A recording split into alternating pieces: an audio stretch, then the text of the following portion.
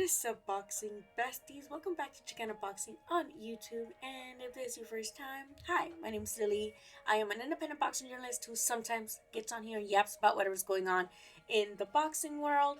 And if you dig that, if you enjoy exclusive content, I do get interviews every now and then, and I also cover events.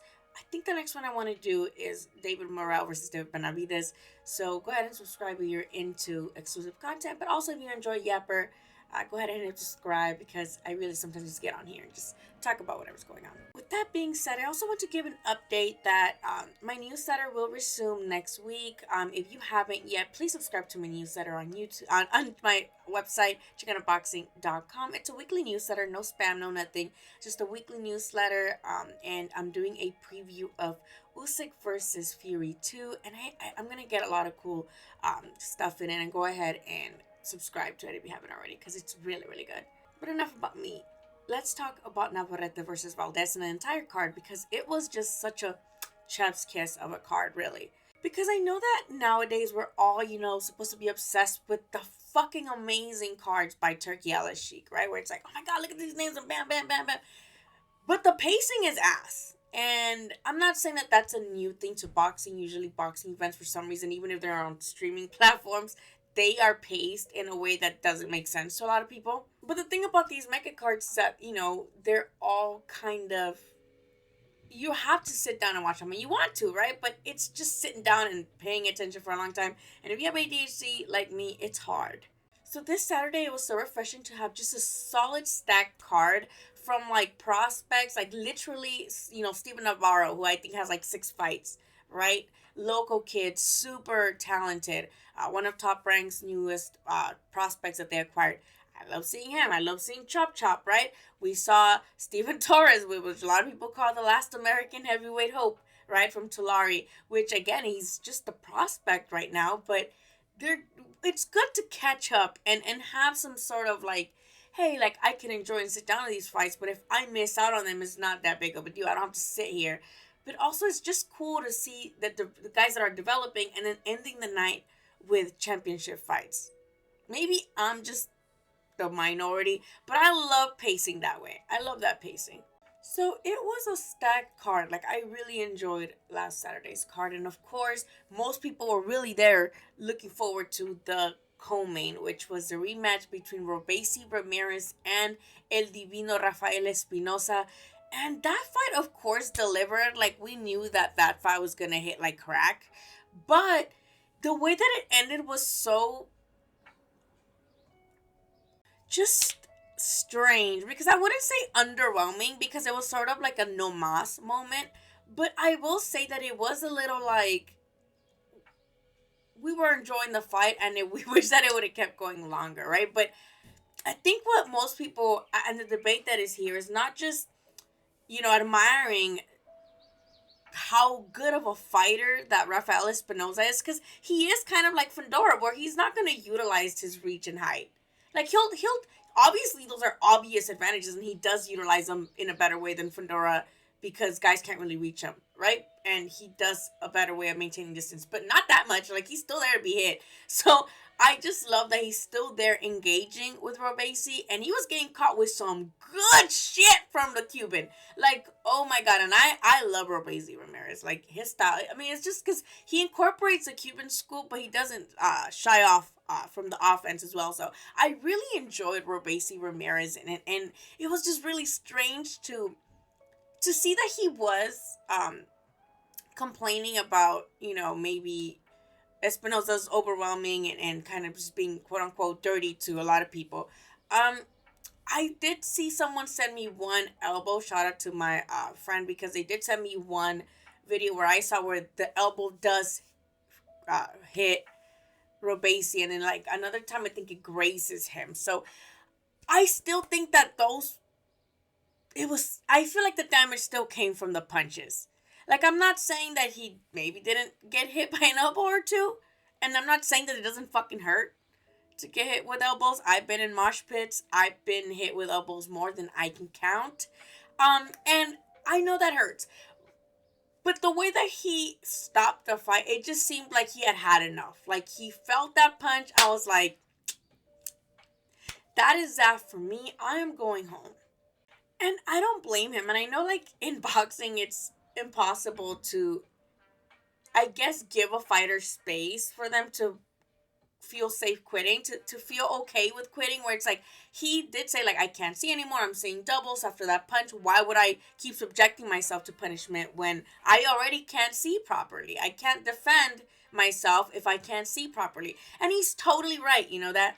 Like, he is. As much as us as boxing fans and enthusiasts, as much as I would fucking love to see him just get knocked out, because I think Rafael was having some really good moments already, I think that he's right. He has kids. He does. It doesn't matter if he has a family or not. Like, he has a right to choose whether or not he wants to continue to subject himself to punishment when he's not all there anymore with his resources, meaning his eyes. Like, he can't, if he's seeing double, what, just because, the fans are gonna boo me? Okay, like, and I get it. A lot of people are, the commentators were going kind of heavy on him because they've seen guys like Eric Morales. Tim Bradley has had his own, injuries. Everybody, Oscar Valdez, right? Broken jaw. There's just this whole, until you quit. But I think the eyesight is something that alerts your brain that something's wrong. And I would rather him have made that choice than us to find out that he just decided to slug it out and he dies 3 days later after falling into a coma. Like, I don't like that. And I think it's okay to sometimes be like, you know what, this guy's better than me and I don't want to keep going. I think sometimes it's okay to say that. I guess not. I guess in this time it's just because it's a championship match and you're like, oh my god, don't you want your belt back? But I think it's just him saying, like, I can't see, like, I'm seeing double, and him making it about safety. I do think that that's valid. But I do not agree with the fact that he's like, oh, it's because he was elbowing me the whole time. I think que fueron unos pinches putazos. Like, that's it. And it's okay to say that too. Rabezi Ramirez. Okay, so that's just my take on that. How did you guys have it before the stoppage, or before, the no mas moment? Because I wasn't necessarily scoring it. I was just watching with my friends. Meaning my cats. And I was just going along with it. But I did feel that, Rafael was doing better. I was just starting to get the momentum. And I do feel like Robesi is using the elbows as an excuse from, like, the previous fights that we felt that way. But in this time, from what I've seen, is two. But if you've seen more, please let me know in the comments. And I just feel like Rafael Divino is just, he's big, man, for this division. Because look who else is in the division. Nick Ball. Like, I'm thinking, like, Nick Ball is like a Pitbull Cruz of the UK in a smaller, shorter, even shorter guy. But I would love to see how he does, what he tries to do against Espinosa. But I also feel like that would be abuse.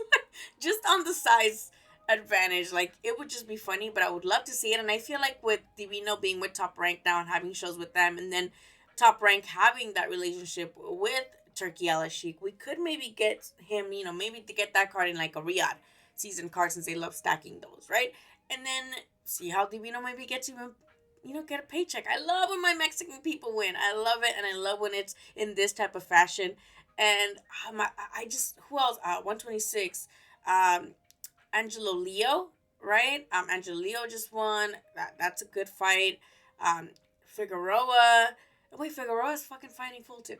I guess the winner of that. I don't know. This division is really good, and I just, I cannot wait for this guy to maybe even go up to 130 and see what he can do there. But I think there's still some cool fights to do here at 126. And this rematch was necessary for him to move up and prove that it wasn't a fluke. Even though I think, in my opinion, he had already proved that. To me, I don't think that needed to be a fluke because it was a competitive fight. It's not like he just caught him with a punch. Like, that fight had been competitive through and through. And I think that's proof enough that someone's that bitch, right? So, Rafael Espinosa, mis respetos. And I can't wait to see another video because he's very religious and stuff. And I love to see people that are in their knees, like going through the basilica or something.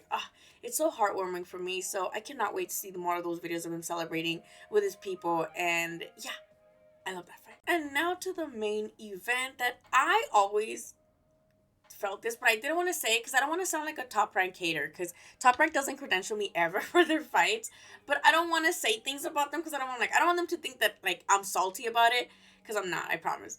But like I always felt like why like this rematch doesn't make any sense other than to like Top Rank to give Oscar Valdez like another shot because he's been with them forever. Like they, and don't get me wrong, I don't.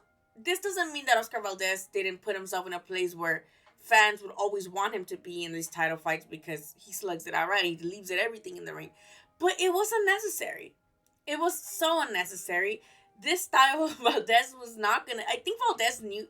Valdez thought that this was gonna be like Berchelt, right? Like, well, this guy's just a slugger. This guy thinks he can just with his long ass arms, beat the shit out of everyone like King Kong, and it's not gonna be me because look what I did to Berchelt, who was so strong.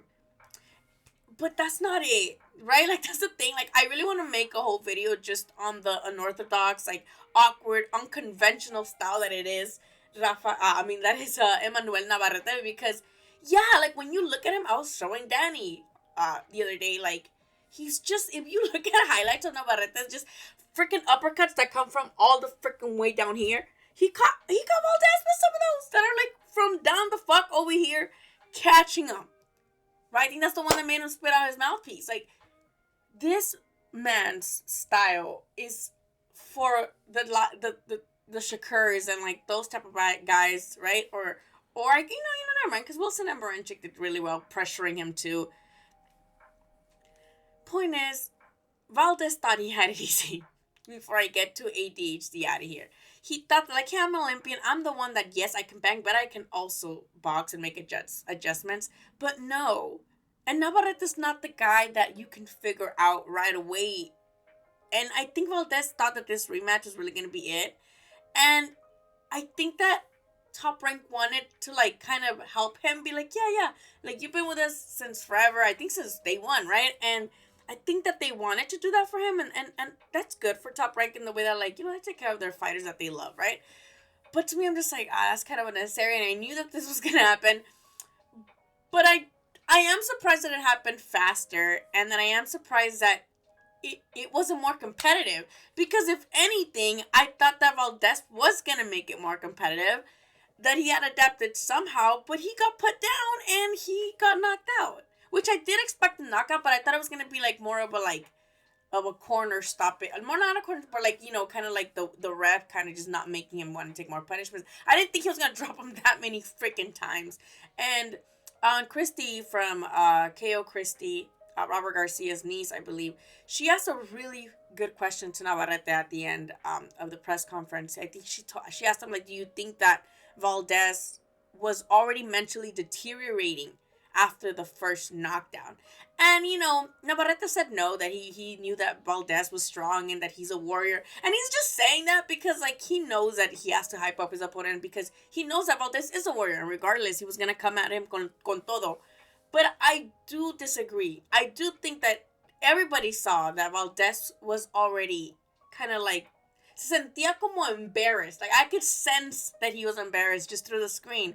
And I think what it was sad too, like in the corner in between rounds, while Eddie was like, like asking him things, his dad also asked him, like, are you tired or is he hurting you or things like, and Valdez is like, no, I'm okay, like I'm okay.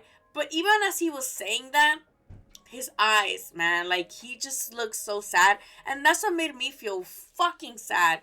And my respects to him in the way that, like, a lot of fighters leave after they lose, right? I think previously he has been some of the guys that leave, but in this one he thanked the people for coming and supporting him, and he was like, I'm sorry. And I could tell that he was holding back tears, and oh my god, it made me so sad. Like, I wish he would have gone and cried, like, because he talked about how much this rematch meant to him and how he was embarrassed to come out, which to me, like, that is ridiculous. Like, I wish men didn't put themselves through that. Like, losing is not that deep, but also I don't think it should be your entire identity. And I hate that men and athletes go through that where they feel shame for, like, their country. Like, relax. Like, people still love you, especially Oscar with his style. A lot of people still love him, right? But it was so sad to see him like that, and then for you to hear Tim Bradley be like, "Oh no, Oscar Valdez, he's fine. He doesn't feel that bad. He knows he gave it a great effort tonight." Blah blah. And I'm like, Tim, do you not hear the tears like begging to come out like this kid? So it just made me really sad, but I just didn't get it. Like I'm like, okay, now what for either of them? Doesn't matter. I think for Valdez, he should retire. I think it shouldn't. I don't think he should be a gatekeeper. I think he's done enough in the sport where I don't think he should stay to be a gatekeeper. Olympian, uh, champion, I believe, two division world champion, right? So I think he's done pretty well for himself, and the people love him. He's gonna retire with people's respect, right? Because you're never gonna be hated for your style when you fight like Oscar Valdez. And when you give it your all like Oscar Valdez, it just wasn't. This is, that style he's never gonna beat. He's never going to beat a style like Navarrete, and I don't think with the top guys right now he beats any of them either. So again, I think he would just be subjecting himself to more punishment at this stage of his career where he's already taking so much. Like you don't have to do this. As for Navarrete, he's also hinting that he's retiring or that he's gonna retire soon. That he's not planning to like make it a thing, right? To fight, and I do think that like he means it because I think in his last two fights he was overweight. Like yes, he was up in weight, but he was overweight, and it was so strange to see him so slow. Like he was looking so ugly, and I just feel like he's fine not boxing. Like he's made money, he's in Mexico, that conversion goes crazy, right? Ask me, I just have like $100 and I go to TJ to get my braces done, and I feel like I have so much money because the conversion rate is crazy. So I think that like he'll be okay, and I think he's comfortable now, and I think comfortable enough to where it's like, yeah, I'll keep fighting guys like fights like this, right? Where it's like these guys that I'll probably beat, but I don't know if he'll go into a big fight unless it's his last cash out fight, right? Because Top Rank has a couple. I always love that those fights, right? Shakur was a name that they mentioned with him too. I think Shakur would do the same thing he did to Valdez, but it makes it intriguing the fact that this guy got these long ass arms, right? And this style that you just don't know what he's gonna do with. And yeah, he's had his off nights. He literally had not won since beating Valdez. He had like a draw and the loss to Baranchik. So I think that's why people were intrigued to begin with, because they're like, oh, Valdez is coming off the knockout to Wilson. Who the fuck is Wilson? No, I'm sorry to Wilson. Like, great guy, gave it a go, mate. Like, super great guy for these undercards, or for these shots or whatever. But, like, okay, I don't think that warranted. I don't think knocking out Wilson just because Navarrete struggled with him meant anything, really. So but I don't know. There's a lot of names at 130 for him, and I hope he tries to unify at least once before retiring. But I do feel like he's gonna go more into like commentating. And one of the funny things about this whole card is just the Mexican aspect of it, because I don't know if you guys saw the previews for it where Top Rank kind of did a roundtable with all the Mexican guys, and Navarrete was like, who are you guys picking? And like Barrera, Morales, and Juan Manuel Marquez were like, oh no, Mexico wins. We're rooting for Mexico. We're not. And like Chavez was like, Navarrete. And to me that shit was so funny because all the other guys were like, they're correct. Because they're doing media now, right? So they're being, they're like, I'm unbiased, just Mexico wins, the fans win. And I just love that.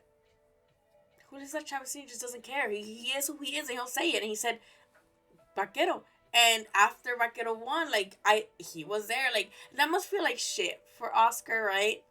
But I know, again, Top Rank likes him because they didn't show him crying after. And they they love to sneak into the cameras after and catch some crying for the ESPN send-off. But I didn't see it this time. And good for him, because I don't think Valdez deserves that. He needs to cry it out in private, and I hope he does recognize that the fans love him and that he left it on a good note if he does decide to leave. That he doesn't need to subject himself to any more punishment. But let me know what you guys think. I just want to get on here and yap and give you guys those little updates. 2025 is coming, and I promise that this channel grew so much this year. And I'm so thankful for that. I surpassed 10,000 subscribers, and I do want to keep growing and doing at least. I want to do at least monthly interviews starting 2025, and then move that to weekly. Um, After I talk to some people about establishing a schedule to go to the gyms like I used to before the pandemic happened. And yeah, like I would love it if you guys stuck around and check out the growth of the channel as well. And I appreciate you guys stuck along this whole time, hearing me yap for 20 minutes. I'll see you guys on the next one, and just hit me up on all social medias. I am really down bad right now, as you can tell, but I do enjoy just talking boxing every now and then. And if you guys want to get on me on social media, you guys can do that. Follow me, and I'll follow you back. Just tell me that it, if you, who are you, or not who are you, but just be like, oh hey, like I'm following, and then I'll follow back. Sometimes I forget to check my following list, but let me know if you do, and I'll see you guys on the next one. Don't forget to subscribe if you haven't already. Bye.